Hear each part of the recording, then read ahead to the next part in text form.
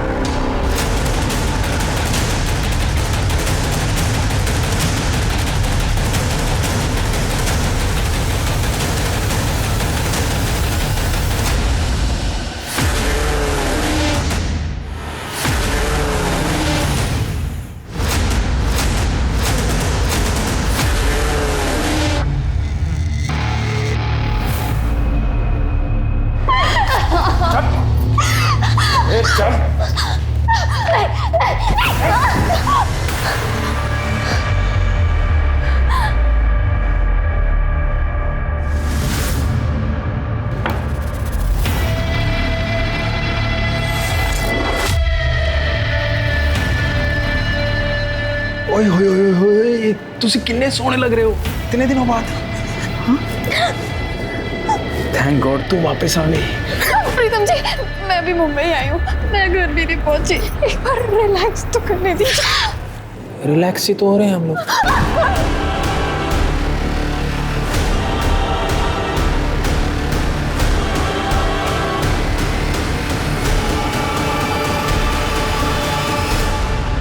एक बात जो हम अक्सर सुनते हैं कि आजकल महिलाएं मर्दों के साथ कंधे से कंधा मिलाकर आगे बढ़ रही हैं। काफी हद तक ये बात सही है, पर आज भी दुनिया की ये आधी आबादी, हिंदुस्तान की ज्यादातर औरतें अपने ऊपर होने वाले अत्याचार के खिलाफ आवाज नहीं उठा पाती। और इस समस्या को समझने के लिए आज क्राइम पेट्रोल में हमारे साथ है मीडिया का एक जाना माना और चर्चित चेहरा। नमस्कार, आदाब, सत श्री अकाल। मैं शम्स ताहिर खान, बिल्कुल सही कहा। अफसोस और परेशानी की बात यह है कि जो क्राइम रिपोर्ट नहीं हो रहे उनकी तादाद कहीं ज्यादा है। अब सवाल है कि इसका मतलब क्या है? तो इसका मतलब साफ कि कहीं ना कहीं समाज और व्यवस्था के तौर पर हम पूरी तरह से फेल हो रहे हैं। न हम क्राइम को रोक पा रहे हैं और न ही विक्टिम को सामने आने का हौसला दे रहे हैं, बल्कि उल्टा उनके साथ शोषण हो रहा है, शारीरिक तौर पर, मानसिक तौर पर या फिर आर्थिक तौर पर। 1 साल बाद इंडिया वापस आई और ऐसे स्वागत किया मेरा।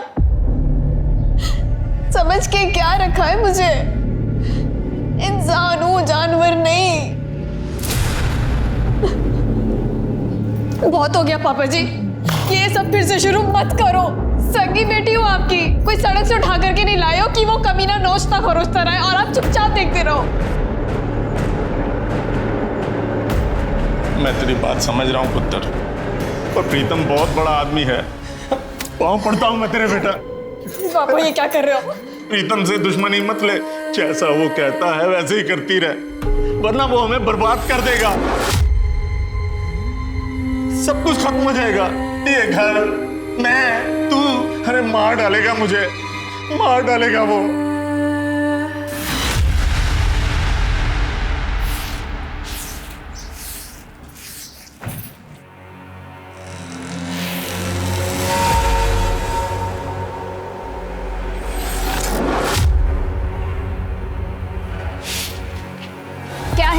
क्या चाहिए?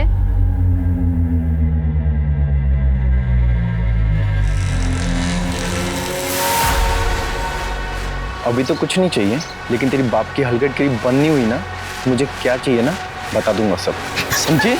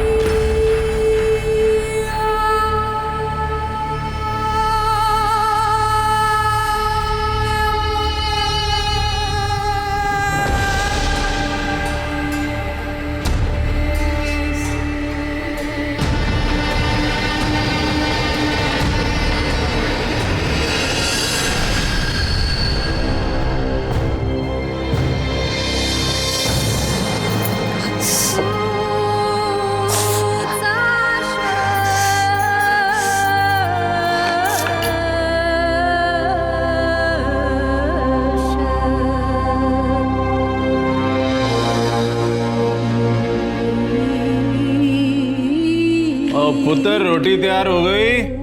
जी पापा जी। चल फिर लगा दे।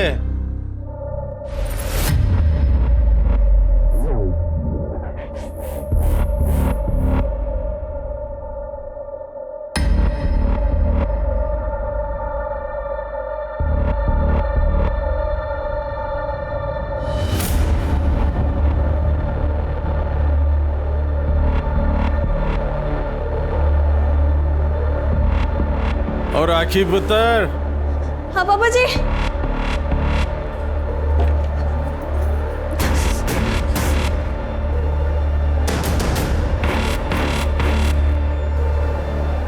जी पापा जी। राखी पुत्र, मेरे पैर बड़े दुखे हैं, आगे दबा दे जरा। आ जा।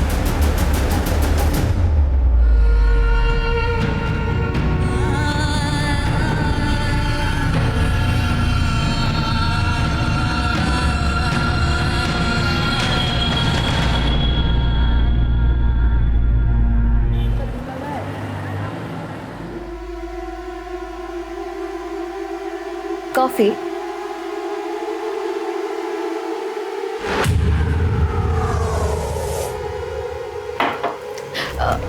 आकाश, मेरी बात मानोगे क्या?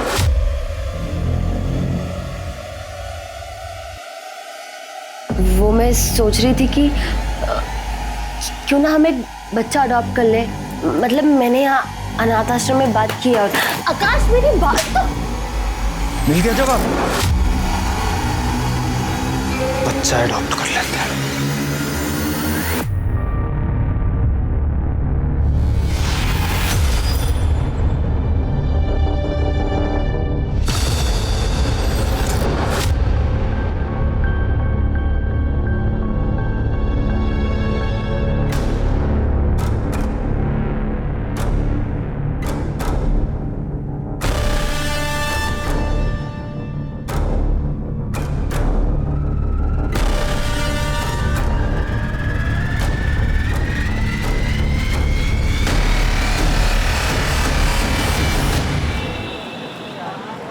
देखो, बैंगलोर में मेरा एक फ्रेंड रहता है। मैंने उसे हमारे बारे में सब बता के रखा है। वो सारा इंतजाम कर लेगा। जैसे ही हम बैंगलोर पहुंचेंगे शादी कर लेंगे। राखी, मैं तुमसे बात ये हाथ पर क्या हुआ? तुम कहीं उस प्रीतम ने फिर से तुम्हें? नहीं, मैं किचन में काम कर रही थी। राखी, मैं बेवकूफ नहीं हूँ। साफ साफ दिखाई दे रहा है यार, ये सिगरेट के मार्क्स हैं। और जब तुम ऐसे गुस्सा करते हो ना, मुझे बहुत अच्छा लगता है, खुशी होती है। वही तो है जो मुझसे इतना प्यार करता है, मेरी इतनी चिंता करता है। देखना, एक दिन सब सही हो जाएगा। आई एम श्योर, एक दिन सब सही हो जाएगा।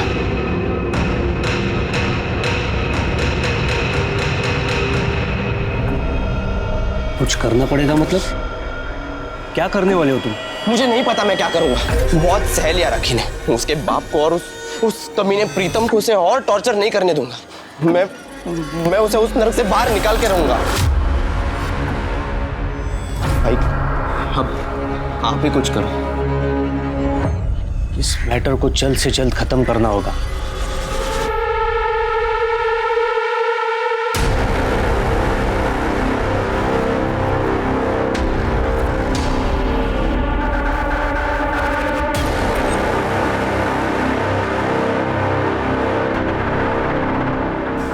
बस अब और नहीं, अब मैं बर्दाश्त नहीं कर सकती ऐसा।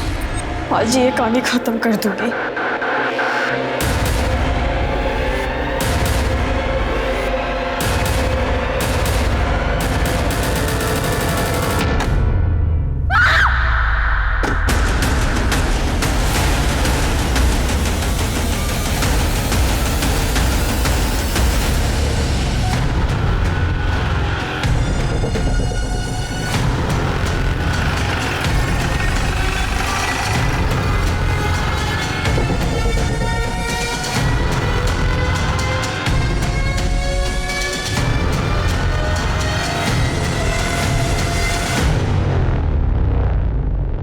रीता,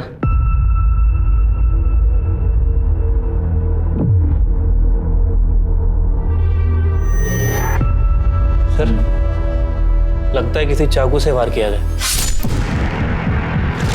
ये घाव की गहराई देखकर लग रहा है कोई नॉर्मल चाकू नहीं है, बल्कि किसी बड़े चाकू से मारा है। और सर ये देखिए, इसे देखकर ऐसा लगता है कि चाकू अंदर डाल के घुमाया गया है।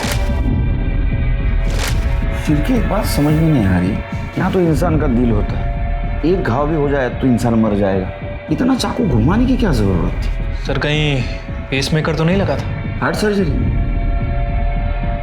हो सकता है सर, और मर्डर करने वालों को ये पता होगा कि इसको पेसमेकर लगा है, किसी भी हालत में इसको जिंदा नहीं छोड़ना चाहता था।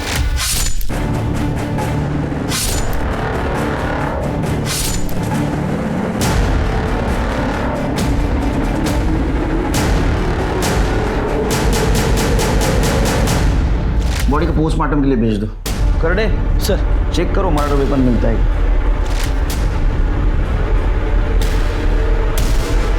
यस सर, पापा जी हार्ट पेशेंट थे।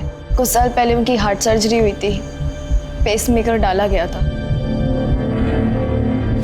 घर में तुम्हारे और पापा जी के अलावा कौन कौन रहता है? सिर्फ मैं और पापा जी। 2 बड़ी बहनें हैं, उनकी शादी हो चुकी है। जब मर्डर हुआ तब तुम कहाँ थी?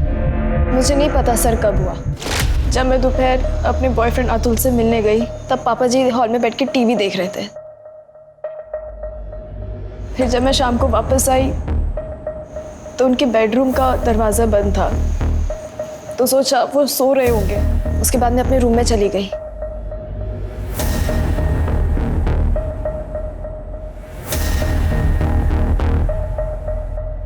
पापा जी आप क्या खाएंगे?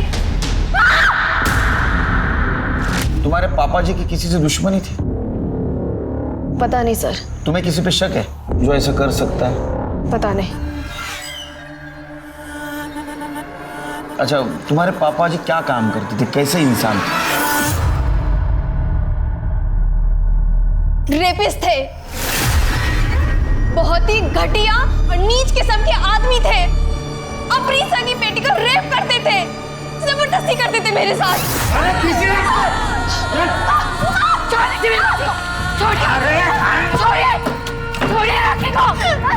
पापा जी छोड़ दीजिए।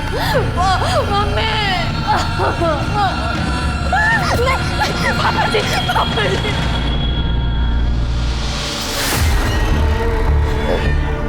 ये कब से चल रहा था? मैं पढ़ाई करने के लिए अब्रॉड गई थी, उसके पहले से। मेरी माँ जिंदा थी तब से। अरे मुझे तो इन सबका मतलब भी नहीं पता था। मेरी माँ यहाँ खड़े होकर रोती थी। छोड़िए मेरे बच्चे को, मेरे बच्चे को छोड़िए। मम्मी जी बचा लो मुझे, मम्मी। मैं जा रही हूँ पुलिस के पास, मैं पुलिस के पास जा रही हूँ। पुलिस के पास जाएगी? एक दिन मेरे सामने मेरी माँ को मार डाला। मम्मी जी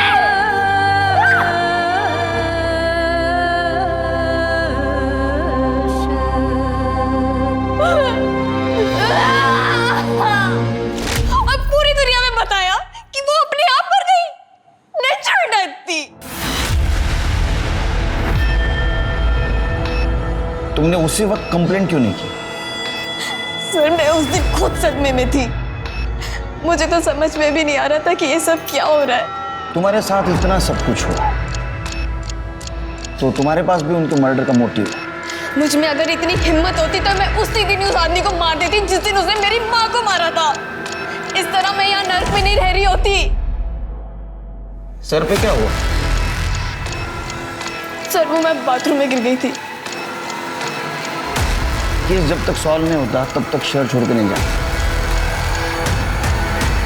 मुंबई महानगरी अपने जज्बे के साथ साथ महिलाओं की सुरक्षा और आजादी के लिए भी मशहूर है।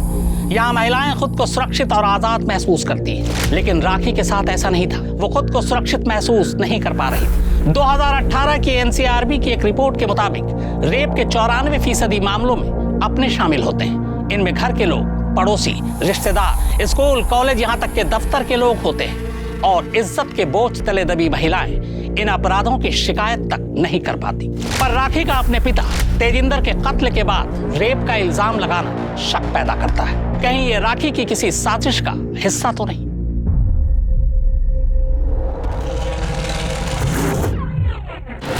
मिस्टर रोहित, डिवोर्स लेने के लिए ये फोटो ही काफी है। आपकी वाइफ का आपके साथ धोखा और बेवफाई को बेस बनाकर हम डिवोर्स फाइल करेंगे। इसमें मुझे तो कोई नुकसान नहीं उठाना पड़ेगा ना? देखते हैं उसका वकील कोर्ट में क्या कहता है। इतनी आसानी से नहीं जाने दूंगा उसे। मुझे डीएनए टेस्ट की परमिशन मिल सकती है? डीएनए टेस्ट की परमिशन? क्यों?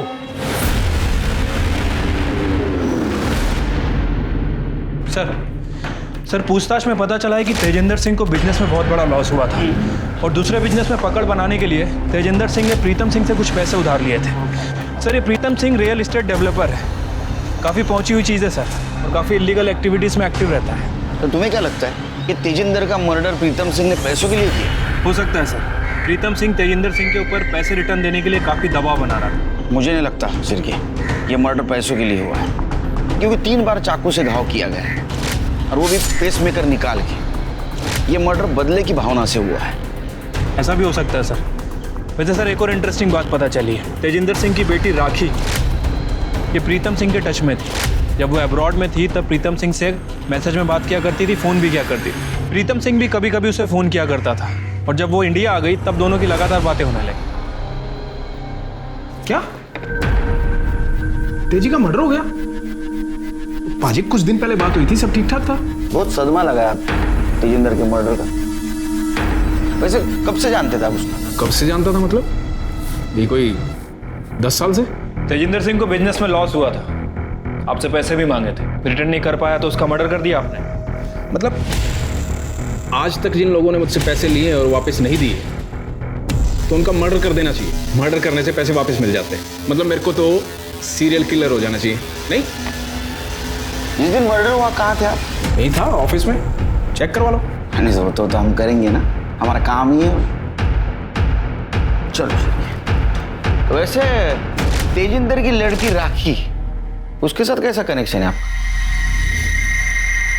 मतलब कनेक्शन मतलब? संबंध आपके? मतलब तेजी की बेटी थी वो, और क्या संबंध होने था? अच्छा, बहुत फोन करते थे आप उसको? पढ़ाई के लिए अब्रॉड गई थी फिर भी? हाँ तो तेजी के हालात खराब थे पैसे को लेकर। राखी जो है वो अब्रॉड पढ़ना चाह रही थी, पढ़ाई स्पॉन्सर कर दी मैंने। फोन करके पूछता रहता था, भाई पैसे वैसे की जरूरत तो नहीं है, सब ठीक ठाक है कि नहीं? एक मिनट मतलब आप लोग कहीं ये तो नहीं कहना चाह रहे कि तेजी का मर्डर मैंने किया है? चलो चिरके ये पैसे वाला आदमी ऐसा नहीं मानेगा, लेकिन हम भी दिखा दे हम क्या चीज है। वो राखी तेजिंदर के मर्डर के दिन बॉयफ्रेंड को मिलने गए थे ना? अरे बोलना। हाँ सर, मैं और राखी उस दिन मिले थे दोपहर के करीब 3 या 3:30 बजे। फिर 4 बजे वो अपने घर चली गई। और तेजी अंकल ने तो मुझे कभी पसंद ही नहीं किया, वो हमेशा से हमारे अफेयर के अगेंस्ट थे। तो ऐसा क्या किया था तूने? वो तेरे को पसंद नहीं करते थे और तेरे को पसंद नहीं करते थे इसलिए उनका मर्डर कर दिया? नहीं सर, मैंने ऐसा कुछ भी नहीं किया। और वो सिर्फ मेरे अगेंस्ट नहीं थे, हर उस लड़के के अगेंस्ट थे जो राखी को पसंद करता था। तो इसलिए राखी ने उनको मार दिया क्योंकि वो राखी के आसपास किसी को फटकने नहीं देते थे?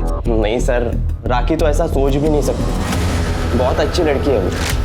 और तो बुरा कौन है? उसका बाप, क्योंकि वो राखी के साथ किसी का अफेयर नहीं होने देता था। इसलिए क्योंकि राखी को प्रीतम को भी सेटिस्फाई करना पड़ता था, और अगर वो अफेयर करती या किसी से शादी कर लेती तो प्रीतम उसके बाप को मार डालता या फिर राखी को। कब से चल रहा था ये? एक्चुअली सर, राखी के अब्रॉड जाने से पहले से ये सब चलते आ रहा है। मैंने उसे कई बार समझाने की कोशिश की कि यहाँ से भाग जाते, पर राखी ने कभी मेरी बात नहीं सुनी, क्योंकि उसे डर लगता था कि कहीं वो प्रीतम उसके बाप को ना मार डाले। वो बाप जो खुद अपनी बेटी पे जबरदस्ती करता था, उस पर रेप करता था। हाँ, पापा मुझे प्रीतम के पास जाने के लिए मजबूर करते थे। उन्होंने मेरी जिंदगी बर्बाद की। प्रीतम मेरे साथ सिर्फ जबरदस्ती नहीं करता था, चलाता था, मारता था। खुशी मिलती थी उसे ऐसा करने से। तुम्हारे अकॉर्डिंग तुम्हारे पापा की वजह से तुम प्रीतम सिंह के पास जाती थी। वैसे तुम तुम्हारे पापा से कितनी नफरत करती थी ये मालूम है? मुझे लगता है इस नफरत की वजह से तुमने तुम्हारे पापा का मर्डर किया। मैं आपको बता चुकी हूँ, मैंने उन्हें नहीं मारा है। फिर किसने मारा? प्रीतम ने? नहीं जानती किसने मारा। हो सकता है योगेश ने मारा। योगेश कौन? हमारा पड़ोसी मीनल सुरवे का बेटा। योगेश को उसके माँ और मेरे पापा के बारे में पता चल गया था। अफेयर के बारे में? अफेयर नहीं, सिर्फ फिजिकल रिलेशन था।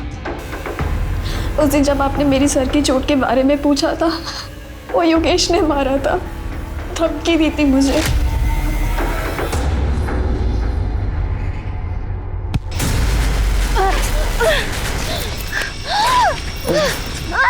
तेरे बाप को समझा दे, मेरी आई से दूर रहे, मैं तो जान से मार दूंगा उसे, तुझे भी कहीं का नहीं छोड़ूंगा। पापा की वजह से मुझे सिर्फ प्रीतम यूज नहीं कर रहा था, बल्कि योगेश भी धमकी दे रहा था। फिर मैंने डिसाइड किया कि मैं पापा से बात करूंगी। बस अब और नहीं, आज ये कहानी खत्म कर दूंगी। पापा जी प्लीज, ये सब आपकी वजह से हो रहा है। सड़क पर खुलेआम योगेश मुझे रेप की धमकी दे रहा है, आपको मारने की धमकी दे रहा है। चिल्ला मत, ये बता कहना क्या चाहती है? मैं ये कहना चाहती हूँ कि आप प्लीज मीना लाठी से दूर रहें। खबरदार जो मेरे सामने ऊंची आवाज में बोली तो, समझी? योगेश को मैं समझा लूंगा। जा खाना लेकर आ, और हाँ, मसाज की तैयारी कर। थक चुकी थी मैं इस टॉर्चर से। फिर मैंने अपनी बहनों से मदद मांगी। उन्हें यकीन ही नहीं हो रहा था कि पापा ऐसा कुछ कर सकते हैं। और बहनों का क्या नाम? शिल्पी और पाखी।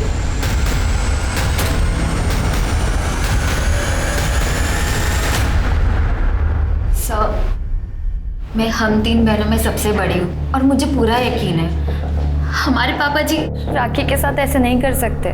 माँ को गुजरे 5 साल हो चुके हैं, तो हो सकता है कि अकेलेपन के कारण वो मीना आंटी से क्लोज हो गए हो, पर वो अपनी ही बेटी के साथ गलत हरकत करेंगे, ऐसा नहीं हो सकता सर। फिर राखी ऐसे क्यों कह रही है? सर शायद वो क्योंकि अतुल के अगेंस्ट थे, वो उससे बिल्कुल पसंद नहीं करते थे।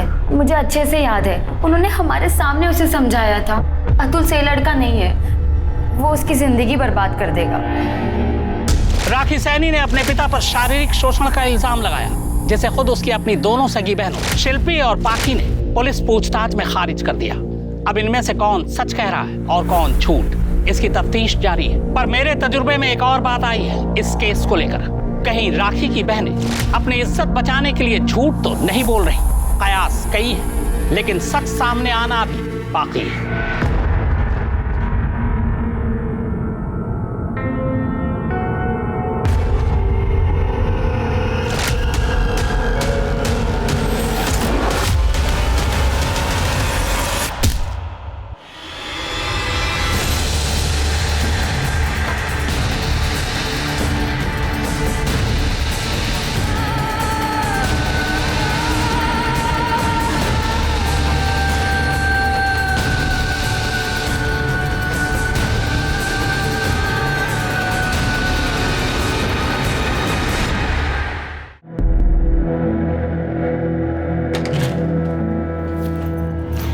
जल्दी आ गए, मैं कुछ बना के लाती हूँ। रुक, ये डीएनए रिपोर्ट है हमारे बेटे श्लोक की। इसके हिसाब से मेरा डीएनए इसके साथ में मैच नहीं करता है। मेरा बेटा नहीं है ये कैसी बात कर रहे हैं आप? किसका बेटा है? किसका बेटा है? छोड़ो। किसका बेटा है? उस बिल्डर प्रीतम सिंह का ना?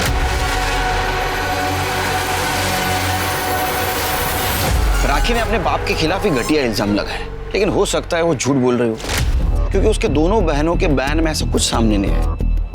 देखो एक बात तो साफ है, प्रीतम सिंह ने तेजिंदर सिंह को पैसे दिए थे, जो तेजिंदर सिंह ने उसको वापस नहीं किए। इतना ही नहीं, तो प्रीतम सिंह ने उसके लड़की की स्टडी स्पॉन्सर की थी, वो भी अब्रॉड में। हो सकता है इस पैसों की भरपाई के लिए ये तेजिंदर सिंह अपने बेटी को उसके पास भेजता हो, और इसका बदला लेने के लिए राखी ने अपने बाप का ही मर्डर किया और हमें गुमराह करने के लिए उसके ऊपर रेप का इल्जाम लगाया। हो सकता है सर। सर, तेजिंदर सिंह की PM report. Sir, PM report के मुताबिक तेजिंदर सिंह की मौत शाम 3 बजे से 5 बजे के बीच में हुई। बहुत ज़्यादा खून बहने की वजह से उसकी मौत हुई है सर। बॉडी पर 4 बार किसी चाकू से वार किया गया और बॉडी में से पेसमेकर निकाला गया है सर। और सर, फॉरेंसिक रिपोर्ट के मुताबिक उसकी बॉडी पर जिस चाकू से वार किया गया वो नॉर्मल किचन नाइफ नहीं था सर, बल्कि बहुत बड़ा चाकू था। हो सकता है सिर के नाइफ सेट में से किसी बड़े चाकू का इस्तेमाल किया होगा। लेकिन सर तेजिंदर के घर पे तो हमें कोई नाइफ सेट मिला ही नहीं। तो फिर भी एक काम करो, ये तेजिंदर सिंह के घर के आसपास जितनी भी दुकान है वहाँ पूछताछ करो। हाल ही में किसी ने नाइफ सेट या बड़ा चाकू खरीदा है क्या? सर तेजिंदर का जिस दिन मर्डर हुआ, योगेश सुरभे को तेजिंदर के पड़ोसी ने चाकू के साथ उसके घर के पास देखा था। सर आई शपथ, मैंने तेजिंदर को नहीं मारा सर। अरे रिस्पेक्ट करना सीख, तेरे बाप की उम्र के थे ना वो, नाम से बुलाता उनको। ये सच बोल रहा है सर, मेरा बेटा ऐसा काम कर ही नहीं सकता। तुम मतलब तुम्हारा अफेयर चल रहा था ना उसके साथ, मतलब जो कुछ भी था। हाँ, कुछ साल पहले मेरे हस्बैंड का रोड एक्सीडेंट हुआ, जिसकी वजह से उनकी बॉडी पैरालाइज्ड हो गई। गवर्नमेंट जॉब है इसलिए पेंशन मिल रही है, पर वो काफ़ी नहीं है घर चलाने के लिए। तेजी हमारे हालात अच्छे से जानता था, तो उसने मुझे एक ऑफ़र दी। उसने कहा कि अगर मैं उसे खुश रखूंगी तो मुझे कभी पैसे की दिक्कत नहीं आने देगा। मजबूरी में मुझे उसे हाँ बोलना पड़ा, और अभी कुछ दिन पहले ही योगेश को सब कुछ पता चल गया। इसने राखी को धमकी दी, पर मैं मानती हूँ इसने धमकी दी, पर इसने कोई मर्डर नहीं किया सर। तो उस दिन तेजिंदर के घर के बाहर चाकू लेके क्या कर रहा था? जिस दिन तेजी का मर्डर हुआ उस दिन मैं उसके घर पर थी, और जब मैं उसके घर के बाहर निकली तो वो योगेश, चल यहाँ से, तुझे मेरी कसम, चल यहाँ से। आई, तूने मेरी बात नहीं सुनी, मैं तेरी बात क्यों सुनूं? इसको तो मैं जान से मार दूंगा, छोड़ूंगा ना मैं इसको। योगेश, मैं तेरे हाथ छोड़ती हूँ। मैंने इसे किसी तरह मना लिया और मैं इसे घर ले गई। जब मैं वहाँ तेजी के घर पर थी तब तक तेजी जिंदा था, उसके बाद वहाँ क्या हुआ हमें कुछ भी नहीं पता। लेकिन तुम दोनों के अलावा कोई गवाह है इस बात का? क्यों जगन्नाथ? जाओ। हेलो, क्या? ठीक है सर, जंगल के पास एक डेड बॉडी मिली है।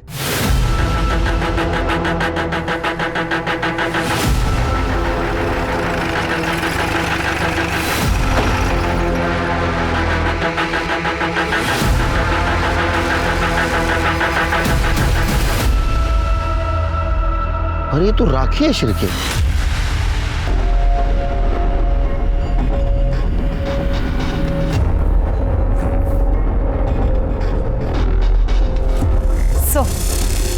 सर मर्डर से पहले रेप हुआ है, सर पर चोट का निशान है और काफी खून बहा है। पेट पर कई बार चाकू से वार भी किया गया है। हो सकता है कि ये मौत सर की चोट और खून बहने की वजह से हुई हो। सर बाकी रिपोर्ट से पोस्टमार्टम के बाद पता चलेंगी। सर हमने पूरा एरिया चेक किया पर मर्डर वेपन या कोई भी इसका सामान नहीं मिला। चलो घर। सर एक बात समझ नहीं आ रही, आखिर ये लड़की ऐसी सुनसान जगह पे करने क्या आई थी? I mean, जंगल है, खंडर है, एक भी आदमी नहीं। या तो उसको बुलाया गया या तो खुद आई और बाद में इसको मारा।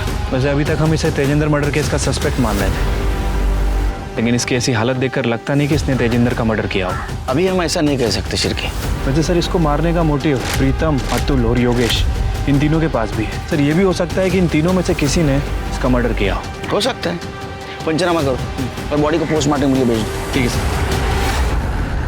तेजिंदर सैनी के मर्डर की प्राइम सस्पेक्ट राखी सैनी का भी कत्ल हो चुका है। जाहिर है पुलिस का सख्ते में आना लाजमी है। केस अब बेहद चैलेंजिंग और पेचीदा हो चुका है, पर सवाल यह है कि केस की तफ्तीश के दौरान जांच के बीच में ही अगर किसी सस्पेक्ट, विटनेस या फिर विक्टिम का यूं कत्ल हो जाना, यह बताता है कि या तो कातिल बेहद शातिर है या फिर बेवकूफ। अब राखी के कत्ल के बाद दो ही बातें मुझे समझ में आ रही, या तो राखी ने किसी के साथ मिलकर, या यूं कहें कि अपने बॉयफ्रेंड अतुल के साथ मिलकर अपने पिता का कत्ल कर दिया। बाद में उसे पछतावा हुआ, वो पुलिस के पास जाकर अपना जुर्म कबूल करना चाहती थी, लेकिन अतुल ने ऐसा होने नहीं दिया और इसीलिए उसने राखी को रास्ते से हटा दिया। या फिर दूसरी बात यह है कि राखी कातिल के बेहद करीब तक पहुंच गई थी, लेकिन उस कातिल ने ही बाद में राखी को रास्ते से हटा दिया।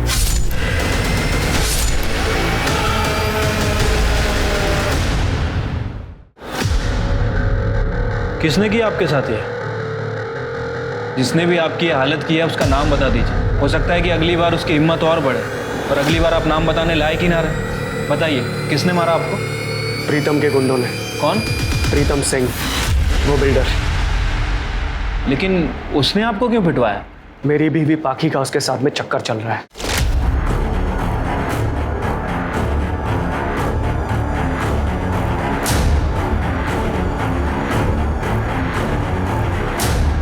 सोती है उसके साथ में वो, आज से नहीं, शादी से पहले से। धोखा दिया उसने मुझे। अब तक मुझे लगता था कि श्लोक मेरा बेटा है, लेकिन जब मुझे ये सब पता चला ना, मैंने डीएनए टेस्ट करवाया, अपना भी और उसका भी, तब पता चला श्लोक मेरा बेटा नहीं है। पाखी और उसके बाप ने शुरू से मुझे धोखा दिया था, इसीलिए मैं सिर्फ डिवोर्स देकर उन्हें आराम से जीने नहीं देना चाहता था। इसी बात का बदला लेना चाहता था मैं। लेकिन मुझे पता चला उनके पास तो खुद कुछ नहीं है, उस प्रीतम के पैसों पे पल रहे हैं वो लोग। मेरी भी हालत कुछ खराब थी, इसीलिए मैंने सोचा कि उसे ब्लैकमेल करके उसी से बदला लेता हूँ। लेकिन उसने अपने गुंडे भिजवाकर मुझे पिटवा दिया। क्या बदतमीजी है? आपको पक्का यकीन है कि वो प्रीतम सिंह के गुंडे थे? वो गुंडे प्रीतम ने ही भेजे थे। हाँ बोलो चिरके। सर, तेजिंदर सिंह की बेटी पाखी अरोरा ने हमसे झूठ बोला था सर। सर, मेरे पति रोहित सच बोल रहे हैं। मैं शादी से पहले से ही प्रीतम से मिला करती थी, पर सर मैं अपनी मर्जी से नहीं जाती थी। पापा मुझे फोर्स करते थे, और अगर सर मैं उनकी बात नहीं मानती तो प्रीतम पापा को नुकसान पहुंचा देता। प्रीतम जब चाहे गाड़ी भेज देता था और मुझे बुला लेता था। तो तुमने खुद होके क्यों नहीं बताया रोहित को कि श्लोक उसका बेटा नहीं है? अगर मैं उन्हें बताती तो वो उसी दिन मुझसे डिवोर्स ले लेते। तो ये प्रीतम का बेटा है श्लोक? फिर मेरे पापा का। तुम इतने यकीन के साथ कैसे कह सकती हो? जब मैं प्रेग्नेंट हुई थी तब प्रीतम किसी काम से अब्रॉड गया हुआ था और रोहित पंजाब। मतलब राखी सच बोल रही थी? हाँ सर, हमारा बाप बहुत घटिया आदमी था।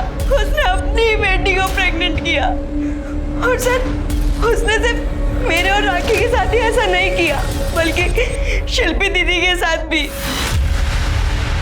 शादी से पहले भी और शादी के बाद भी। ये बात तुमने हमसे छुपाई क्यों? बाप ने तो कभी इज्जत समझी ही नहीं। ये बात अगर दुनिया को पता चलती, हमारी शादियां, हमारी बसी बसाई जिंदगी सब टूट जाता। तो अभी क्यों एक्सेप्ट किया? क्योंकि सर रोहित को पता चलने के बाद तो वैसे भी सब कुछ खत्म हो ही चुका है। या तुम बहनों ने मिलकर किस्सा खत्म कर दिया? नहीं सर, हम लोगों ने कुछ नहीं किया। अगर हम लोगों में इतनी हिम्मत होती तो इतने साल बर्दाश्त क्यों करती? और अगर आप चाहे तो आप शिल्पी दीदी से पूछ लीजिए सर। मेरा 16th बर्थडे था। बर्थडे पार्टी खत्म हो गई थी और सब अपने घर चले गए थे, और मेरे बाप ने नशे की हालत में दूध होकर पहली बार मेरा रेप किया था। उसके बाद मैंने कभी अपना बर्थडे सेलिब्रेट नहीं किया। जब मैं 17 साल की थी तब मैं अपने बाप से प्रेग्नेंट हुई थी, और उन्होंने मेरी हेल्थ की चिंता किए बगैर एक घटिया से क्लिनिक में मेरा अबॉर्शन करवाया था, जिसकी वजह से मुझे कॉम्प्लिकेशंस हुए। मेरा यूट्रस निकालना पड़ा। और जब उन्होंने मेरी शादी आकाश से करवाई, उन्होंने उसे कुछ सच नहीं बताया था। आकाश को धीरे धीरे शक होने लगा। अगर डॉक्टर के पास चली जाती तो उसे यूट्रस वाली बात बता देते। कुछ दिन पहले मैंने आकाश से कहा, आकाश हम एक बच्चा अडॉप्ट कर लेते। मिल गया जवाब? सर, मैंने अपने करियर में इतने सारे केस देखे, लेकिन इस केस ने झंझोड़ के रख दिया सर। मुझे यकीन ही नहीं हो रहा कि एक बाप अपनी बेटियों के साथ ऐसा करता था। चिरके, सच यकीन से ज्यादा भयानक होता है, लेकिन हम अभी यकीन के साथ नहीं कह सकते कि ये जो लड़की बोल रही है वही सच है। पता तो लगाना होगा। तृप्ति, तब तक एक काम कर, शिल्पी, पाखी, आकाश, रोहित, अतुल और योगेश, इन सबके कॉल डिटेल्स और मोबाइल लोकेशन निकलवा। चिरके, जब तक डिटेल्स आते हैं इस प्रीतम सिंह से बात करते हैं। हाँ जी, बैठिए आप ही का ऑफिस है, बैठिए। हाँ भाई छोटू, और लस्सी लेके आ मलाई मार के। बैठिए। अरे नको नको, लस्सी बिस्सी का ही नको। वो लस्सी की वसूली में हमसे क्या मांगोगे कुछ पता नहीं। इंस्पेक्टर, मैं एक नहीं 1000 औरतों के साथ सोया, शौक है जी मेरा, पर आज तक किसी के साथ कोई जबरदस्ती नहीं की। तेजी ने मुझसे पैसे लिए थे जो वापस नहीं दिए, तो उसने खुद से अपनी तीनों बेटियों को मेरे पास भेजा। अब जी पैसे नहीं मिल रहे तो कुछ ना कुछ तो मिलना चाहिए ना। बस एक बात है जी, तेजी ने जितने पैसे मुझसे लिए थे उसकी तीनों बेटियों को मिला के उसका इंटरेस्ट भी पूरा नहीं हो रहा था। पर जी दिल बड़ा है अपना, मान गए, वरना इतने पैसे में तो एक से एक खूबसूरत लड़कियां आ जाती। तेजेंद्र अपने बेटी को खुद तुम्हारे पास भेज रहा था, तो दोनों का मर्डर क्यों किया? फिर वही बात, तेजी की आज भी औकात नहीं थी कि वो मेरे पैसे दे दे, तो उसको मारने से कौन सा मुझे पैसे मिल जाते। और रही बात उसकी बेटी की, जी उसकी बेटी तो जवान थी, खूबसूरत थी, बताओ उसको मार के मुझे क्या फायदा होता? क्योंकि राखी तुम्हारे खिलाफ कंप्लेंट कर सकती थी। लो कर दी बच्चों वाली बात। रोहित को क्यों पिटवाया? हैं? रोहित को क्यों पिटवाया? रोहित को मैंने पिटवाया? बल्कि रोहित मेरे को ब्लैकमेल कर रहा था, और आपको सवाल जवाब तो उससे पूछने चाहिए, बल्कि उसको अरेस्ट करना चाहिए। सर, राखी की पीएम रिपोर्ट आ गई है। सर, रिपोर्ट के मुताबिक राखी की मौत 16 तारीख को दोपहर 2 बजे से 4 बजे के बीच में हुई है। चाकू लगने की वजह से उसकी मौत हुई सर। उसके सर पर किसी भारी चीज से वार किया गया, और सर मर्डर के पहले उसके साथ रेप भी किया गया था। बॉडी पे सीमेंट के ट्रेसेस भी मिले हैं। एक काम करो शिरकी, ये अतुल देसाई, योगेश और प्रीतम, इन तीनों के डीएनए हमें मिले सीमेंट से मैच करवा, तो इन तीनों में से किसी एक ने मर्डर किया होगा। सर, मोबाइल लोकेशन के अकॉर्डिंगली जिस दिन तेजिंदर का मर्डर हुआ उसका दामाद आकाश उसके घर में था। सर, आपको पक्का कोई गलतफहमी हुई है? मैं तो उस दिन उस तरफ गया ही नहीं। हमसे गलती हुई है? संभाल ले अभी। पहले ना वो तेजिंदर अपने बेटी के साथ जो गलत सलूक कर रहा था और प्रीतम उसका फायदा उठा रहा था, उसके वजह से काटा सटका है मेरा, भूसेड़ दूंगा। सच बोल। सर, वो मैं अपने ससुर से सर मुझे कुछ टाइम पहले पता चला कि वो मेरी बीवी के साथ क्या क्या करता था। उसकी वजह से मेरी बीवी का इलीगल अबॉर्शन हुआ और उसका यूट्रस निकाल दिया गया। सर, वो कभी मां नहीं बन सकती। मैं वहाँ गया था, उसको बोला कि मैं उसे जेल में ले जाऊंगा, उसको धमकी दी। फिर वो मेरे आगे हाथ पैर जोड़ने लगा और मुझे मुंह बंद रखने के लिए कहा, और बोला कि अगर मैं मुंह बंद रखूंगा तो मुझे 50,000 रुपये देंगे। तो सर, मैं उस दिन वो इंस्टॉलमेंट का 50,000 रुपये लेने गया, लेकिन जैसे ही मैं वहाँ पहुँचा तो मैंने देखा कि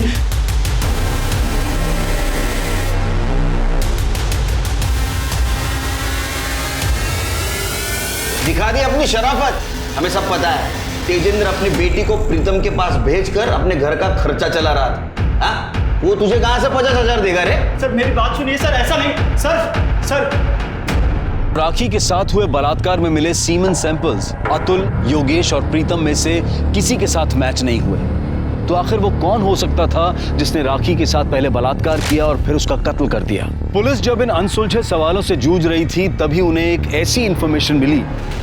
सर, तेजिंदर मर्डर केस में जितने भी सस्पेक्ट्स हैं, उनके घर के आसपास जितनी भी दुकानें थी, हमने सभी जगह पूछताछ की है।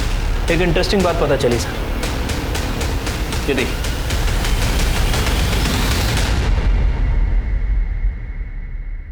बुरखा पहन के कटलरी के शॉप से चाकू खरीदने का प्लानिंग बहुत अच्छा था। कार्ड स्वाइप किया ना, उसकी वजह से पकड़े गए।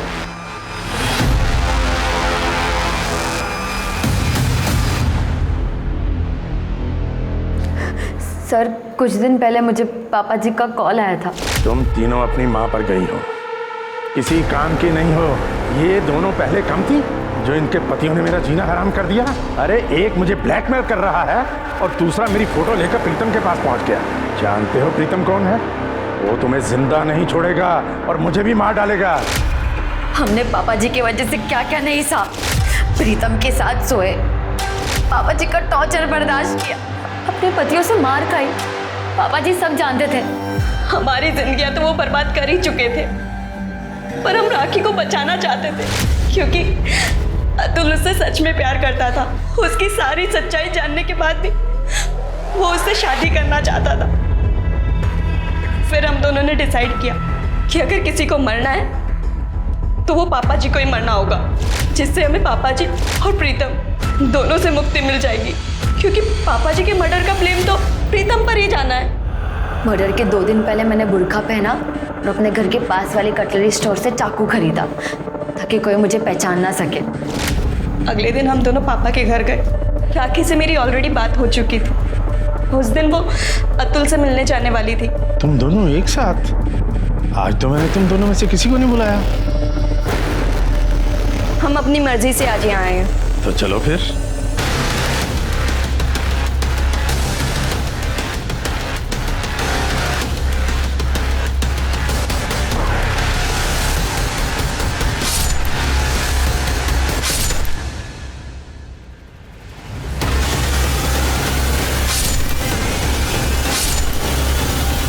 जिस बेड से हमारी बर्बादी की कहानी शुरू हुई थी उसी बेड पर हमने खत्म कर दी। पेसमेकर क्यों निकाला? पापा जी को पहले भी हार्ट अटैक आ चुका था और वो बच गए थे। इस बार हम नहीं चाहते थे कि वो बचे। तुम्हारे साथ जो हो रहा था वही राखी के साथ हो रहा था, तुम्हें पता था?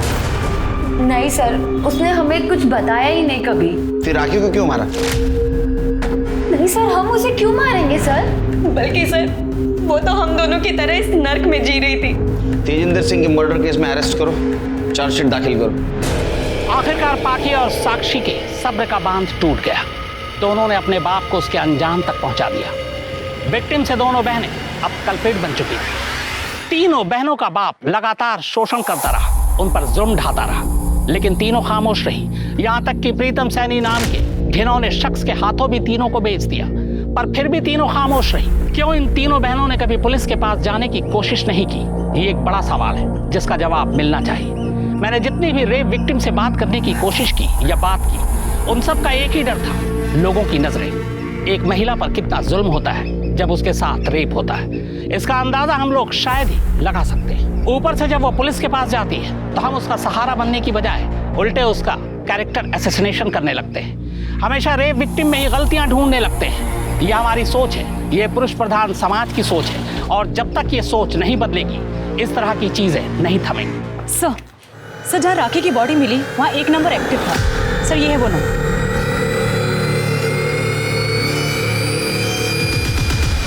हाँ साहब, वो नंबर मैं यूज़ करता हूँ, लेकिन राखी के मर्डर के साथ मेरा क्या संबंध है? चिकने बहुत स्मार्ट बनता है रे तू। तूने राखी का मर्डर नहीं, उसके साथ रेप भी किया था। उसके बॉडी के ऊपर हमें सीमेंट्स मिले। अगर तेरे डीएनए से मैच कर दूंगा ना, सब सच बाहर आ जाएगा।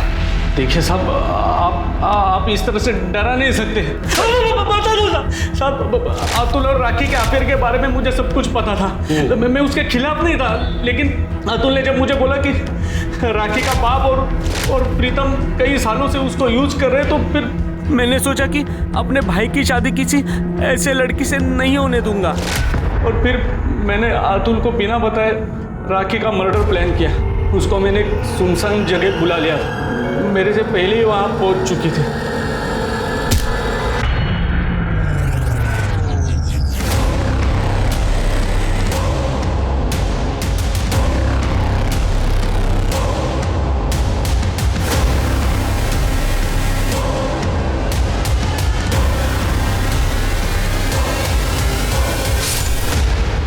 वाह, तू महान है, मर्द है। हाँ शिरके, राखी का मर्डर और रेप केस में चार्जशीट दाखिल करो इसके खिलाफ। अब मैं अनूप सोनी आपसे विदा लेता हूं। फिर मुलाकात होगी क्राइम पेट्रोल सतर्क में एक और नए केस के साथ और उस पर हमारे एक्सपर्ट के विश्लेषण के साथ।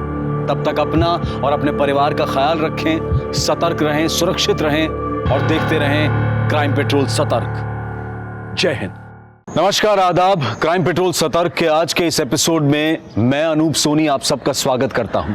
जब सच को सबूत नहीं मिलता तो कभी कभी झूठ की गवाही को भी सच मान लिया जाता है और सच को जीतने के लिए हमेशा लड़ना पड़ता है। झूठ का सहारा लेकर भले ही एक पड़ाव जीत लिया जाए, लेकिन सच सिर्फ एक पड़ाव नहीं जीतता। जब वो जीतता है तो रास्ते भी बदल जाते हैं और मकाम भी। 30 दिन 30 कहानियों की श्रृंखला में हमारा आज का ये केस एक ऐसी ही लड़ाई से जुड़ा है और इस पर रोशनी डालने के लिए हमारे साथ हैं हमारे आज के एक्सपर्ट और जाने माने रिपोर्टर साहिल जोशी। नमस्कार दोस्तों, मैं हूं साहिल जोशी। आज के एपिसोड में मैं एक बार फिर आपके सामने लेकर आया हूं एक ऐसी अनदेखी कहानी जो मुझे लगता है कि आप सब तक पहुंचना बहुत जरूरी है। एक शहर तेजी से होते विकास, चौड़ी सड़कों और ईंट पत्थरों से बने ऊंचे ऊंचे मकानों से तो बनता ही है, लेकिन साथ में बनता है उस शहर में रहने वाले लोगों के सपनों से भी। और सपने देखने और उसे पूरा करने का अधिकार मर्दों और औरतों को बराबरी का है। लेकिन शहर के विकास की रफ्तार के सामने इंसान की नैतिकता के विकास की रफ्तार कई बार धीमी पड़ जाती है, और यह तब पता चलता है जब कोई जुर्म हो चुका होता है। आज की कहानी शहरी वातावरण में पली बढ़ी एक ऐसी औरत की है जिसने अपने मेल काउंटर पार्ट की तरह सपने भी देखे और उन्हें पूरे भी किए, लेकिन किसी और की अनैतिकता ने उसे चकनाचूर कर दिया। जुर्म की आज की इस कहानी ने इस औरत की पहचान ही बदल दी।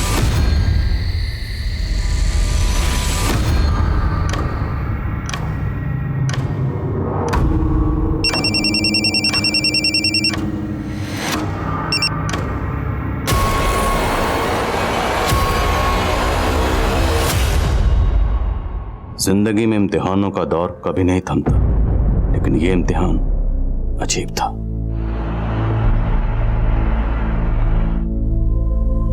उसकी तकलीफ ने आज मुझे बेचैन कर दिया था।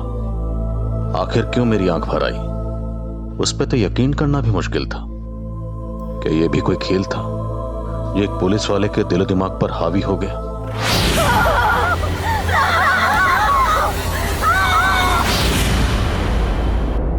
मैं ये क्या देख रहा था? वो मंजर झूठा था या सच मुझे धुंधला नजर आ रहा था?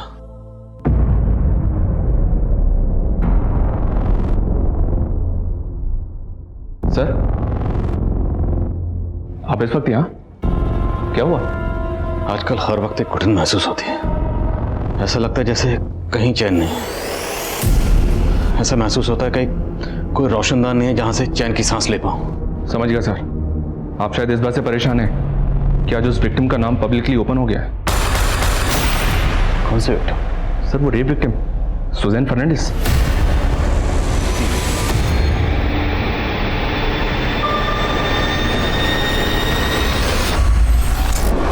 Good evening India. आप सुन रहे हैं मुट्ठी भर शाम आपकी सुजैन के साथ। एक मुट्ठी में भर जाए है इतना साइज उसका, 400 ग्राम खून भर जाए है इतना वॉल्यूम उसका। वो एक पंप जैसा कभी खींचता है तो कभी सींचता। हमारी रगों में उसका रिसाव बहता है। वो दस्तक है जिंदगी की, हर पल धक धक धक धक धक धक। जी हाँ, ये है हमारा दिल। तो आज बात करेंगे हम हमारे दिल की, और दिल के बारे में सबके पास कुछ ना कुछ कहने को होता है। तो फटाफट अपने अपने दिल की बात कह दीजिए 5676 पर। मैं पढ़ूंगी आपकी कलम अपनी जुबान पर। फिलहाल सुनते हैं my favourite song on your favourite channel 84.6 FM। Oh my god, सिर्फ 1 मिनट में 7 लाख से भी ज्यादा मैसेज। You are rocking.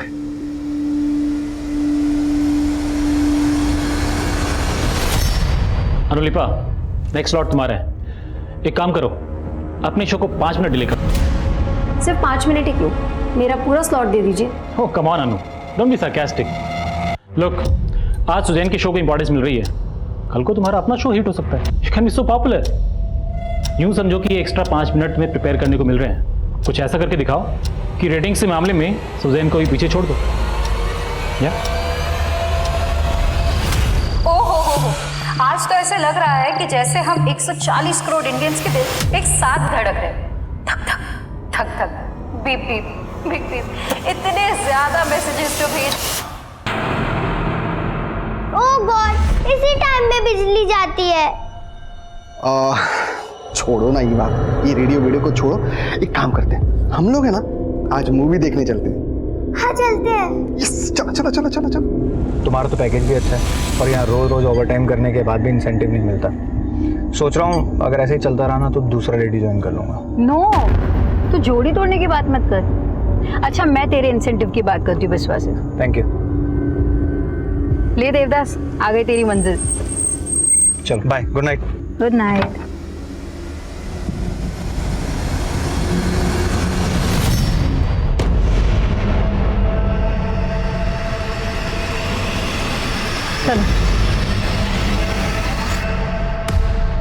ये भाभी बहुत वेट कर लिया, चलो वापस चलते। चलो पापा, पहले आप मम्मा को कॉल लगा के तो पूछो कि वो किधर है। हाय। ये क्या है सुजैन? ये कितना वेट करवाया तुमने? किसी और के टाइम की वैल्यू है कि नहीं तुम्हें? पिछले 1 साल में मैं पहली बार लेट आई हूँ। तुम भूल गए कि तुमने कितना वेट कराया था? रिवेंज ले रही हो? पहले मेरी बेटी को छीन लिया और अब डेविड, हमने डिसाइड किया था कि मीवा के सामने ये सब नहीं डिस्कस करेंगे। चलो ये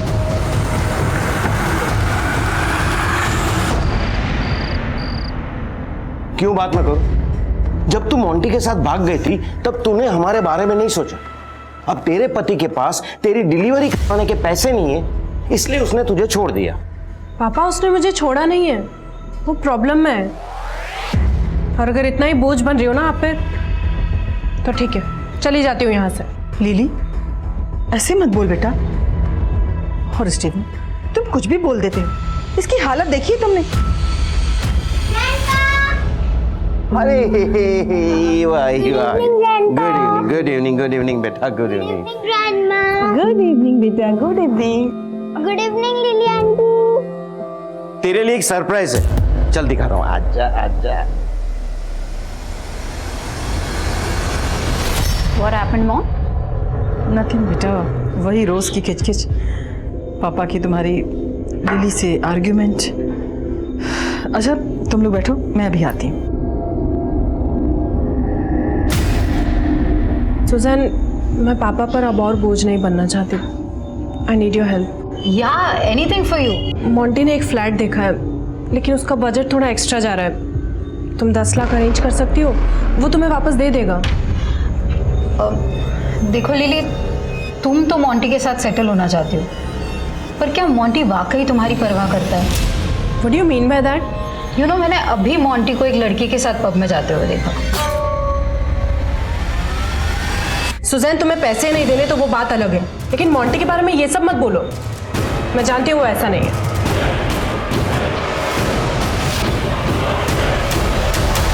लिली माय बेबी, प्लीज देखो, तुम थोड़े दिन और टॉलरेट कर लो, मैं तुम्हें जल्दी लेने आ जाऊंगा, आई प्रॉमिस। वो सब तो ठीक है, लेकिन तुम हो कहाँ? मैं वो क्लाइंट से मिलने आया था मीटिंग के लिए। मैं तुम्हें थोड़ी देर में कॉल करता हूँ, okay? Monty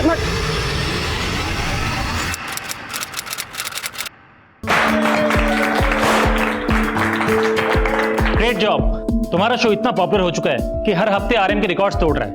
and guys, I have a new announcement to make. Suzanne को एक और नए शो के लिए बहुत जल्द मैं एक नया स्लॉट देने वाला हूं।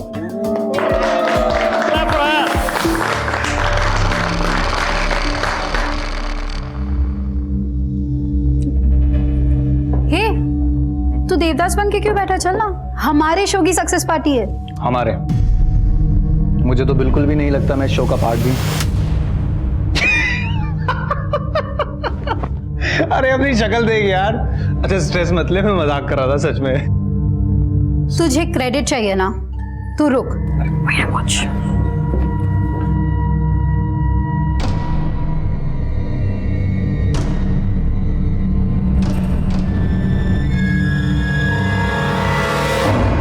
क्यों बेकार में सीन क्रिएट कर रही हो? तुम देखना अब मैं क्या करती हूँ। Mister Biswajit, you will pay for it.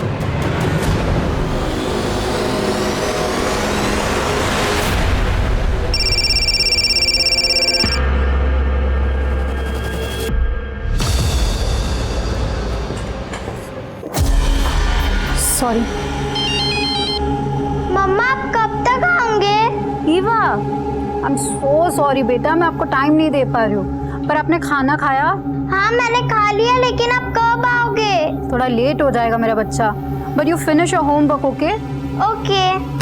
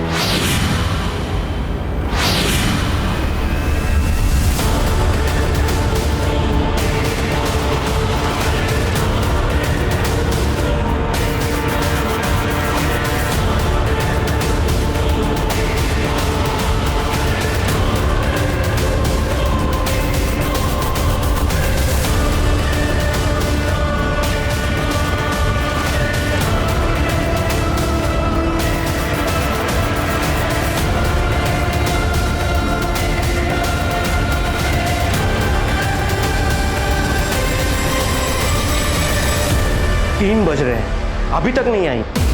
ये सुजन भी ना लिली से कम नहीं है, अपना फोन स्विच ऑफ करके गायब हो गई। स्टेफन, तुम जरा जाके बाहर चेक करो ना, मुझे कुछ ठीक नहीं लग रहा है। इतनी रात में कहां जाऊं?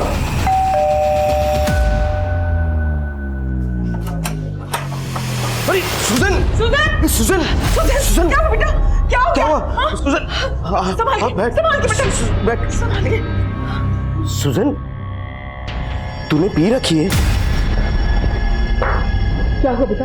एक्सीडेंट हुआ क्या? मम्मा! सुजन! सुनो स्टेफन, इसे हॉस्पिटल लेके चलते हैं। हाँ? No ma'am, fine. First aid please. First add.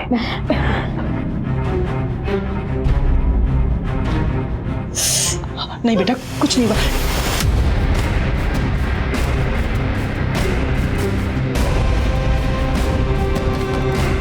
Grandpa, mamma. ये घाव एक्सीडेंट के नहीं है सुजैन। हुआ क्या है तुम्हारे साथ? I'm fine, Lily. Just let me sleep.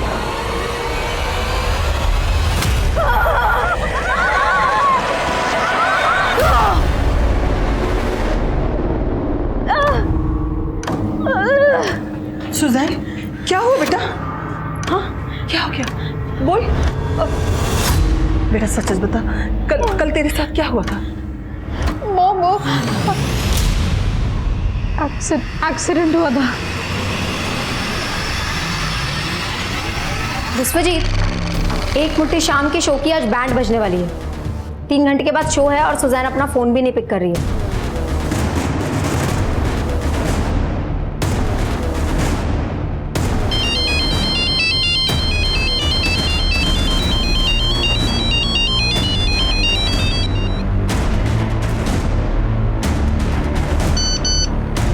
फरेब, टुडेज टाइटल कुछ सोचा है?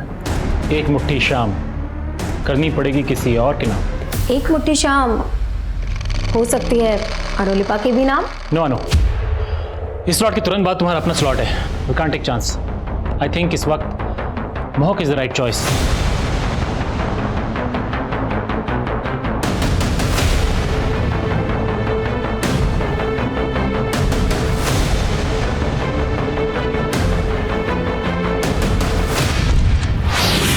ये आप मुझसे टकराई थी तब ये गिर गया था।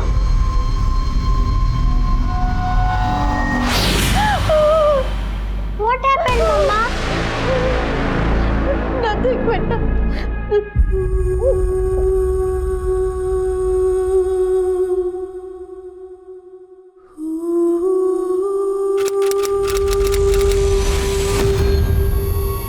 पिछले 5 दिन से तू बोल रही है कि तेरा एक्सीडेंट हुआ था, और आज अचानक तू।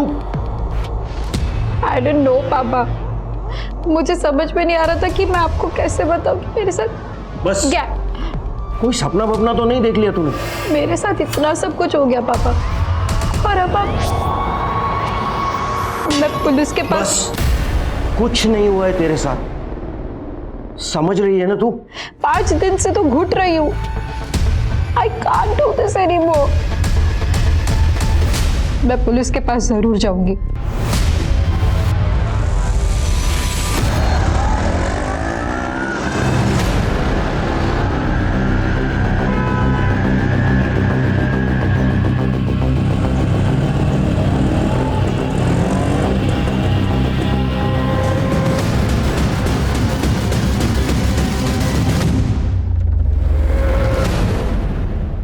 पाँच दिन पहले आपका गैंगरेप हुआ, लेकिन आप आज आई हैं। सब मुझे तो लगा था कि मैं शायद यहाँ कभी भी नहीं आ पाऊँ, लेकिन आज मैंने किसी तरह ये हिम्मत दिखाई। अरे जाने दो मुझे, जाने दो।